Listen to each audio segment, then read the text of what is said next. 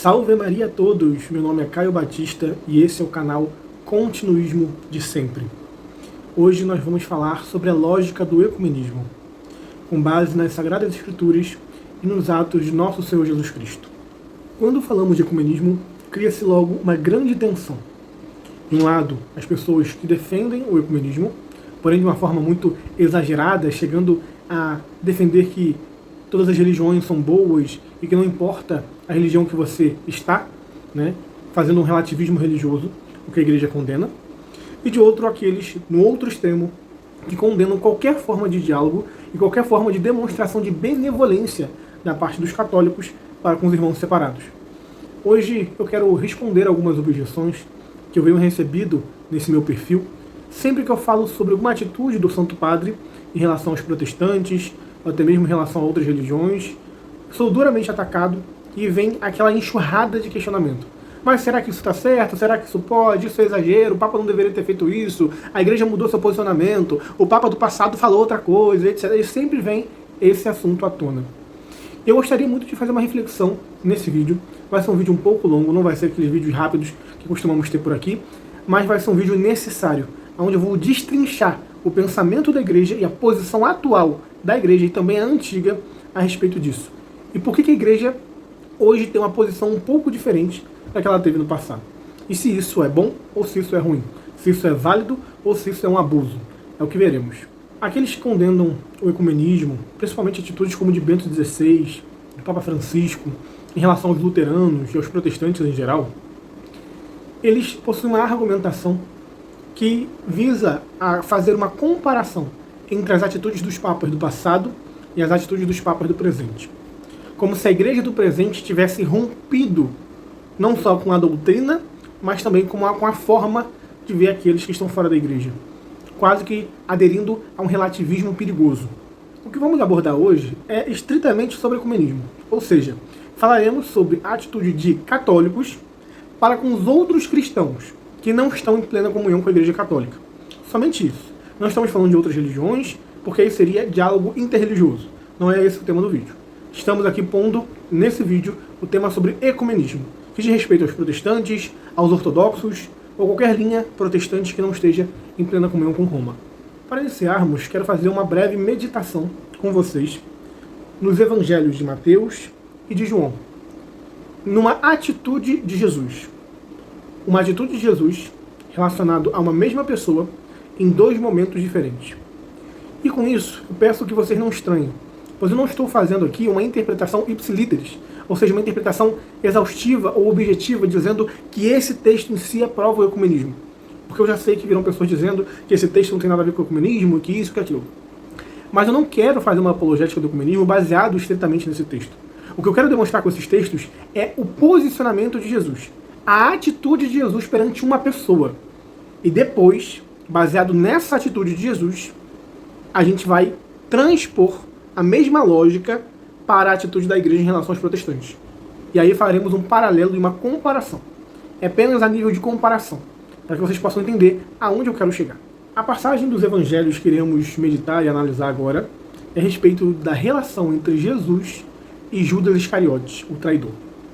Jesus, ao longo do seu ministério, ao menos em duas ocasiões, fez uma grave advertência a Judas, dizendo com palavras duríssimas, com palavras pesadíssimas e com repreensões terríveis aquilo que Judas faria. Em outro momento, Jesus tem uma atitude diferente. Vamos analisar esses dois momentos e a abordagem de Jesus. Bom, o primeiro momento está lá em Mateus, capítulo 26, versículo 24. E esse texto é interessante porque existem dois momentos e duas atitudes muito diferentes de Jesus dentro desse mesmo capítulo. Mas iremos entender até o final desse vídeo. Irei fazer alguns cortes, uma hora irei falar de Mateus, outra hora irei falar de João, porém, vocês vão entender aonde eu quero chegar. Mateus 26, 24 diz assim: palavras de Jesus. Com efeito, o Filho do Homem vai, conforme está escrito a seu respeito. Mas ai daquele homem por quem o Filho do Homem for entregue. Melhor seria para ele, para esse homem, que nunca tivesse nascido. Jesus aqui diz palavras fortíssimas. Nós sabemos que Jesus e a igreja sempre prezou pela vida, e preserva a vida desde a concepção até a morte natural. E que a vida humana é de uma dignidade, podemos dizer, logicamente infinita. Porém, Jesus diz que era melhor ele nunca ter nascido. Isso, obviamente, faz uma referência à condenação eterna de Judas. Porque o que seria pior do que nunca ter nascido? Simplesmente o fato de nascer para ser condenado ao inferno. Você nascer e perder a sua alma eternamente é muito pior do que você nunca ter nascido. Palavras fortíssimas de Jesus. O segundo relato está em João. João 6, versículos 70 e 71. Diz o seguinte: Respondeu-lhe Jesus: Não vos escolhi eu, os 12? No entanto, um de vós é um diabo. Falava de Judas, filho de Simão Iscariote. Este, um dos 12, o haveria de entregar. Nessa outra passagem, Jesus fala claramente, uma palavra pesadíssima, de uma repreensão tremenda, chamando Judas de diabo. Agora veremos outras duas atitudes de Jesus relacionadas ao próprio Judas. Até agora, vemos uma atitude de Jesus, uma atitude dura, uma atitude severa, repreensiva, uma atitude que muitos viriam até como uma falta de caridade, né? Um rigor excessivo, falas pesadíssimas. Mas isso tudo é antes da traição. Tempos antes de Judas decidir entregar Jesus. Tempos antes dele resolver de fato arquitetar e realizar esse ato. Jesus aqui está predizendo algo que aconteceria no futuro. E para isso ele usa palavras severíssimas, para que através dessa repreensão severa ele possa persuadir aquele que iria o trair de não fazer tal ato. Porém, quando se aproxima o dia da entrega, a quinta-feira santa, quando se aproxima aquele dia onde Judas já havia decidido no seu coração, planejado e arquitetado entregar Jesus, no dia predito e profetizado pelo próprio Jesus, Judas já estava plenamente certo do que iria fazer. Aquilo não tinha mais volta. E Jesus age de uma forma totalmente diferente daquilo que nós acabamos de ler. Ele vai da severidade para a mansidão. Vamos dar uma observada nesse texto. João, capítulo 13, versículo 21. Na última ceia, diz o seguinte: Naquele tempo, estando à mesa com seus discípulos, Jesus ficou profundamente comovido e testemunhou: em verdade vos digo, um de vós me entregará.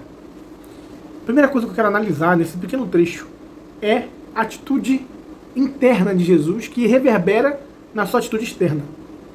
Quem escreveu esse relato foi o apóstolo São João. E ele deixa claro que Jesus estava profundamente comovido. Podemos pensar Jesus com lágrimas nos olhos, com a voz embargada, com o peito apertado, antes de pronunciar aquelas palavras que talvez quase não saíam da sua boca, de tanto peso que elas carregavam. Um de vós me entregará. Jesus, com o coração extremamente quebrantado de misericórdia, no dia da sua entrega, no dia da traição, fala de uma forma comovente, cheio de emoção e caridade, a respeito do seu traidor. Mas não para por aí.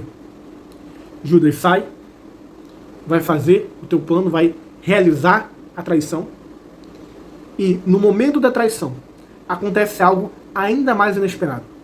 Vejamos. Mateus, capítulo 26, versículo 49 e 50. E logo, aproximando-se de Jesus, Judas, aproximando-se de Jesus, disse: Salve, Rabi! E o beijou. Jesus respondeu-lhe: Amigo, para que estás aqui? Então, avançando, deitaram a mão em Jesus e o prenderam. Jesus sabia muito bem porque Judas estava lá.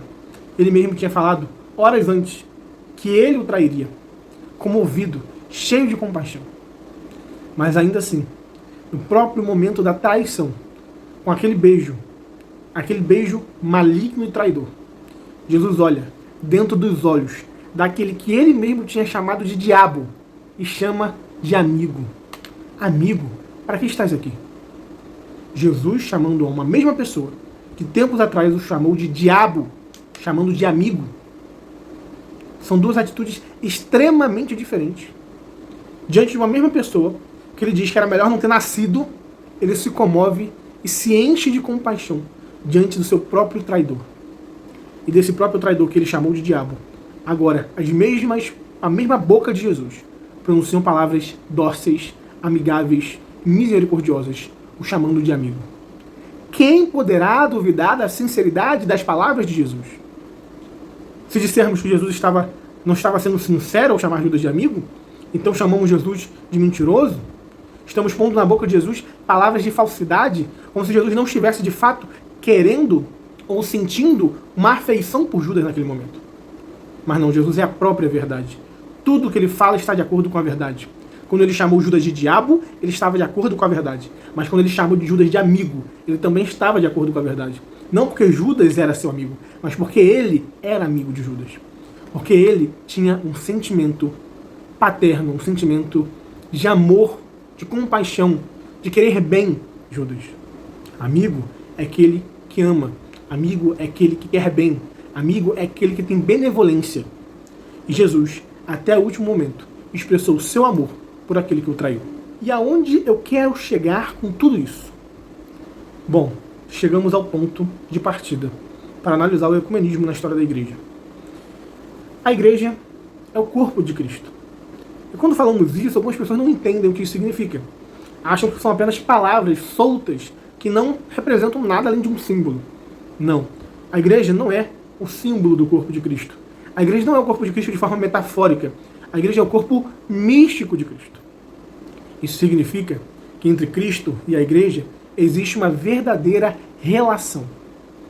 A igreja na terra é o próprio Cristo na terra. A igreja na terra é Cristo na terra. Quem ouve a igreja, ouve a Cristo. Quem segue a igreja, segue a Cristo. Quem ama a igreja, ama a Cristo. Quem obedece à igreja, obedece a Cristo. E é por isso que São Pio X, no seu catecismo, vai dizer como deve ser a nossa relação para com o Papa, e ele diz que nós devemos estar unidos ao Papa de alma e coração, ou de mente e coração. O que isso significa? Que nós devemos ter os mesmos sentimentos e estar unidos ao Papa naquilo que ele deseja dentro do seu magistério, dentro da sua pastoral, dentro do seu modo de governo, dentro das suas ações como Papa. Nós devemos estar unidos a ele. Se ele vai para a direita, nós vamos para a direita. Se ele vai para a esquerda, nós vamos para a esquerda. Se ele é severo, nós acatamos a severidade. Se ele é dócil, nós acatamos a docilidade. Nós devemos sentir com a igreja, sentir com o Papa, porque o Papa e a igreja é a representação visível de Cristo na terra. E para onde o Papa vai, para onde o Papa conduz a igreja, temos a certeza que não é um homem que está conduzindo, mas é o próprio Cristo, que através do seu vigário guia e conduz o seu povo. Isso significa devoção e amor filial ao Papa. Dentro disso, as atitudes que a igreja toma ao longo da história não devem ser interpretadas como meramente atos jurídicos, políticos ou atos de uma instituição humana que podem conter erros. Aqui eu não estou falando das atitudes privadas dos membros do clero. Aqui eu falo das atitudes do magistério, do posicionamento do magistério, referente àquilo que lhe compete. Se o magistério se posiciona de uma forma, sigamos ele. Se ele muda a sua abordagem, também sigamos ele. Porque sabemos que é Cristo que age através da sua igreja. E aí que vem o questionamento. Mas a igreja pode agir de um jeito, depois agir de outro. A igreja pode falar de um jeito, depois falar de outro. A igreja ela pode conduzir o povo de um jeito, depois conduzir de outro. A igreja pode ter uma pastoral, depois mudar essa pastoral. Sim. Assim como Cristo agir de um jeito, num determinado momento, e depois agir de outro, levando em consideração a circunstância. E aqui que eu quero entrar exatamente no ponto onde Jesus muda a sua atitude para com Judas. Não porque ele tenha se arrependido ou errado ao chamar Judas de diabo ou dizer que era melhor ele nunca ter nascido, mas porque ele agiu de forma diversa conforme o momento e a necessidade pediam. Jesus não foi hipócrita. Jesus não foi moderno ou inovador. Ele simplesmente foi o próprio Deus que conhece as circunstâncias e sabe a melhor forma de agir. Antes, quando Judas ainda estava entre os discípulos, caminhava, ouvia as pregações, participava da mesma mesa, do mesmo pão que nosso Senhor Jesus Cristo, Judas ainda estava aberto, de certa forma, à mensagem evangélica. Judas ainda não tinha, provavelmente, decidido trair Jesus. Ele ainda estava, muito provavelmente, num impasse interior. Ele ainda estava ali em cima do muro, ou ele estava analisando a situação. Nesse momento, onde ainda havia esperança de um arrependimento, de uma mudança, Jesus é severo, Jesus é duro nas suas palavras, Jesus é rígido, para que Judas pudesse acordar do seu pecado, da sua ignorância. Mas depois que Judas já tinha sido possuído pelo mal, o Evangelho vai dizer que o demônio já havia entrado em Judas. Judas já estava plenamente entregue ao próprio demônio. Ele estava plenamente nas mãos do diabo. Estava plenamente no seu erro, já no fundo do poço. Nesse momento, Jesus muda a sua abordagem. Antes, Judas ainda estava caminhando com os discípulos e ainda tinha chance de transformar a sua ideia e de se arrepender. Agora Judas já está no fundo do poço, já está imerso no erro, já tomou a atitude, já realizou a traição. Jesus muda o discurso, Jesus muda a abordagem. Agora o diabo é chamado de amigo. Aquele que nunca deveria ter nascido, era melhor não ter nascido, é tratado com compaixão, com comoção e até mesmo, quem sabe, com lágrimas dos olhos de Cristo. Amigo é a palavra que Cristo dirige a Judas no ato da traição, como um último golpe de misericórdia para poder salvar aquela alma que estava à beira do inferno e que, infelizmente, não se arrependeu. E aqui nós vemos que a atitude de Jesus de mudar a sua abordagem não era necessariamente infalível, no sentido de que ele mudando a sua abordagem, Judas com certeza iria se arrepender e voltar atrás. Jesus sabia que não. Jesus sabia que Judas estava encaminhando para o inferno definitivamente. Ele era Deus, ele sabia de todas as coisas. Mas ele não deixou de mudar sua abordagem. Porque no último golpe de misericórdia, Deus faz de tudo para salvar a todos. E esse é o ponto em que eu quero entrar. A igreja, guiada pelo Sagrado Coração de Jesus, tendo o mesmo sentimento que o seu fundador, sendo guiado nessa terra pelo seu vigário, mas o seu cabeça invisível, que comanda ela em todos os momentos da história, continua sendo um e o mesmo Cristo. Essa igreja, conforme o sopro e a inspiração do Espírito Santo, em alguns momentos da história, age de uma forma e outros age de outra, conforme a época e a necessidade exigem. Em alguns momentos, a igreja é rígida, dura, severa nas palavras e nas ações para levar todos à conversão. Enquanto todos os povos estavam subjugados debaixo do governo da igreja, enquanto todo o Ocidente era dominado pelo governo da Santa Igreja Católica, ela era intrépida, ela era irreconciliável, não tinha diálogo com o erro, ela era sempre incisiva e objetiva. Mas os tempos mudaram. O mundo se modernizou, se paganizou. A igreja perdeu força política. A igreja perdeu o domínio sobre os povos. A igreja não tem mais as rédeas das nações. A igreja não tem mais o cetro de ferro. Por mais que ela, como entidade divina, continue tendo o governo e o reinado régio de Cristo. Mas hoje, a necessidade da nossa situação atual, da política atual, do estado das coisas, da perdição que as almas têm tomado atualmente, da liberdade que as pessoas têm da igreja, não são mais súditos visíveis da igreja. Por mais que possam ser pelo batismo, não são mais visivelmente. Não estão mais sob o governo e a destra da igreja. E a igreja muda a sua posição. Assim como Cristo mudou a sua posição. Não em relação à verdade dos fatos, que sempre permanece a mesma, mas em relação à forma de lidar com esses fatos. Enquanto Cristo estava, por assim dizer, sob a jurisdição de Cristo, no convívio dos 12 apóstolos, Jesus o repreendia severamente para que ele não caísse no erro. Mas a partir do momento que ele sai de sua jurisdição e se entrega ao maligno, sai do número dos 12, e sai do governo e do controle de Cristo, e se lança definitivamente no mal, Cristo muda a sua abordagem rígida e se torna dócil, para no último golpe de misericórdia atrair aquele que já não estava sob o seu domínio jurisdicional. Isso significa, meus amigos, que Cristo e a igreja sempre estão de acordo. Que a igreja nunca age por uma mera opinião particular de um papa.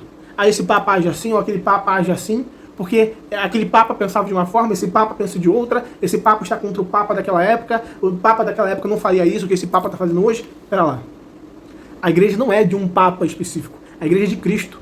E o papado como ente, dentro desse papado, onde vários papas passam ao longo da história da igreja, esse papado é regido por Cristo. Não é um papa em específico que é regido por Cristo e o outro papa deixa de ser regido. Um papa é inspirado, outro papa deixa de ser inspirado. Um concílio é bom, outro concílio é ruim. Não é um self-service. Cristo está na sua igreja e o Espírito Santo a conduz sempre, em todos os pontificados, desde São Pedro até o último papa no fim dos séculos. Isso significa que a atitude, mesmo que diversa, que cada papa toma na história da igreja, não deve ser olhada em comparação uma com outra ou em contraposição, mas sim que devemos olhar com um olhar sobrenatural e ver que Cristo quis agir de uma forma em um determinado momento e que depois ele quis agir de outra em outro determinado momento, porque a época e a necessidade o exigiam. E a igreja, inspirada por esse mesmo Espírito de Cristo, assim realiza suas obras. E eu quero concluir deixando essa comparação. Se a igreja antes tratava os protestantes de forma severa e hoje não trata mais, é por causa disso que ela mesma explica no próprio Catecismo da Igreja Católica. Vejamos. O Catecismo da Igreja Católica vai dizer o seguinte, no parágrafo 817 e 818. De fato, nesta Igreja de Deus, una e única, já desde os primórdios, surgiram algumas cisões, que o apóstolo censura asperamente como condenáveis. Nos séculos posteriores, porém, surgiram dissensões mais amplas. Importantes comunidades separaram-se da plena comunhão com a Igreja Católica, às vezes por culpa de homens de uma e de outra parte. A ruptura que fere a unidade do corpo de Cristo, a heresia, a apostasia e o cisma, deve-se ao pecado dos homens. No parágrafo posterior, vai dizer o seguinte: os que hoje nascem nas comunidades provenientes de tais rupturas e que vivem a fé em Cristo não podem ser acusados do pecado de divisão. A Igreja Católica abraça-os com respeito e caridade fraterna. Justificados pela fé recebida no batismo, incorporados em Cristo, é a justo título que se honram com o nome de cristãos, e os filhos da Igreja Católica reconhecem-nos legitimamente como irmãos no Senhor. Olha só que coisa interessante.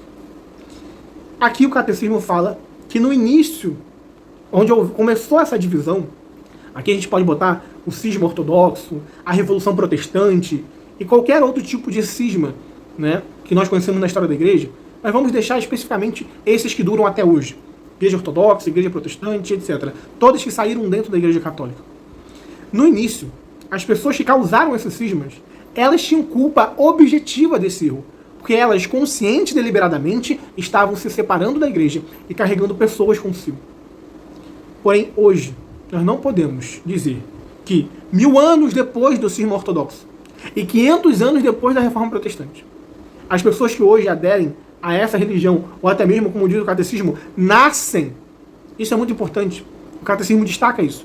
As pessoas que nascem nessas comunidades não são culpadas de cisma ou de heresia. E isso é interessante se a gente entende a história da igreja, entende que até uns 100 e 200 anos atrás, a maior religião cristã do mundo era a Igreja Católica. O Ocidente era majoritariamente cristão. A maior parte das pessoas eram de fato católicas. Se você pegar na época de Martinho Lutero, a religião católica ela dominava o Ocidente. Todas as pessoas que se diziam cristãs eram de fato católicas, porque não tinha outra igreja cristã nesse mundo, a não ser a Igreja Ortodoxa, mas me refiro nesse lado do Ocidente. Então todas as pessoas que ao longo desses anos se tornaram protestantes tinham uma culpa muito maior do que as que nascem hoje nessas comunidades. Porque essas pessoas, elas nasciam católicas, eram batizadas católicas, faziam primeira comunhão, crisma, viviam na igreja e, de repente, abandonavam a igreja católica para abraçar alguma dessas seitas, porque ouviu alguma pregação, alguém convenceu, ou se decepcionou com alguma coisa.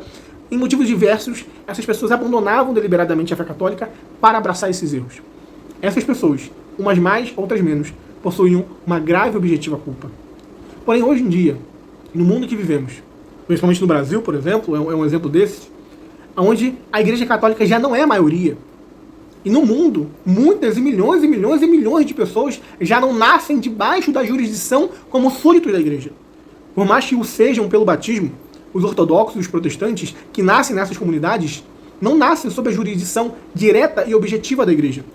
Já nascem, como posso dizer, fora dela, formalmente falando ou materialmente falando, que seja.